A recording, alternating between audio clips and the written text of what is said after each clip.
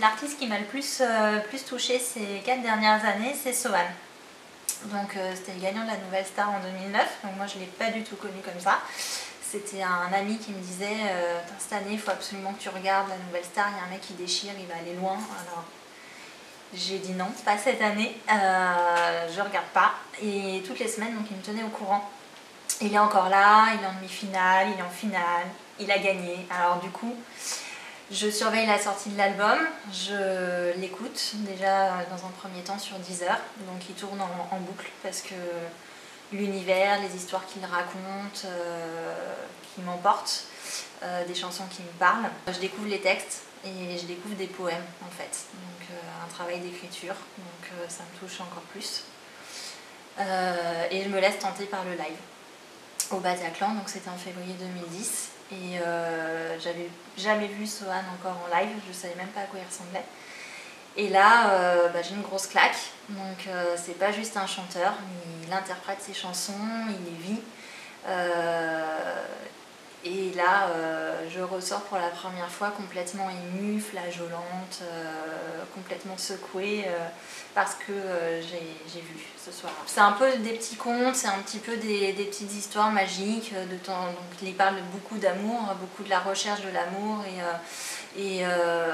enfin, des amitiés déçues, des amitiés perdues. J'avais déjà été touchée par plusieurs artistes ou acteurs ou chanteurs effectivement, mais là je sais pas, je suis embarquée dans un univers qui est à part, qui apporte un peu de magie, qui met du beau en fait, j'ai l'impression en tout cas.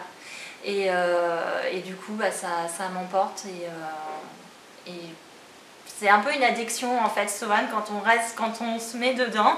Voilà, on est plusieurs fans aussi, on est des fervents sur les réseaux sociaux et quand on arrive à communiquer tous ensemble, c'est vrai c'est une douce addiction. On a une recherche de poésie qu'on ne trouve pas dans ce qu'on entend habituellement à la radio ou ailleurs.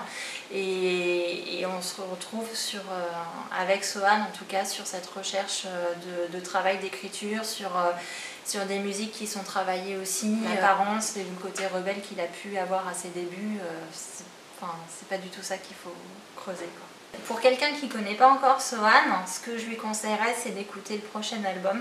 En fait, donc déjà le 3e, qui a des sonorités beaucoup plus rock et qui est beaucoup plus gai aussi, un univers un petit peu différent et qui, je pense, va conquérir un public plus large et la tournée à venir pour aller le voir, tout simplement. C'est un artiste qui se découvre sur scène, selon moi.